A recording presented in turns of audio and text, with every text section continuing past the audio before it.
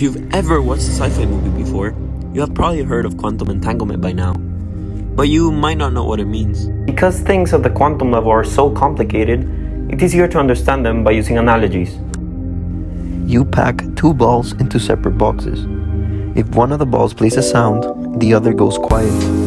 One of them is shipped to Canada and the other to Japan. Although they are physically far away, they're still connected to each other, what we call entangled. The balls in the analogy represent a particle. In quantum physics, a particle can be in a superposition. This means that it can be in multiple states at the same time. Let's say both balls were fluctuating between multiple colors before you open the boxes.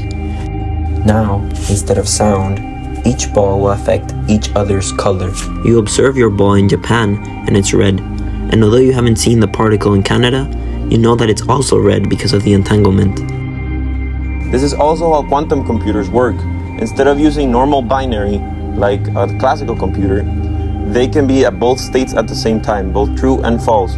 With this superposition and entanglement to other qubits, quantum computers can process data so much faster and much more data compared to a classical computer with classical bits. This means the behavior of one particle will change the behavior of another. This can happen across the entire universe. This does not break relativity because it moves slower than the speed of light. And you can think of the quantum entanglement as a single object. The only thing necessary for entanglement to occur is that the particles must have interacted in the past.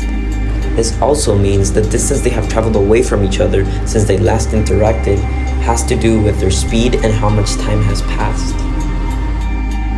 Think about it, it's like a subatomic way for particles to text each other.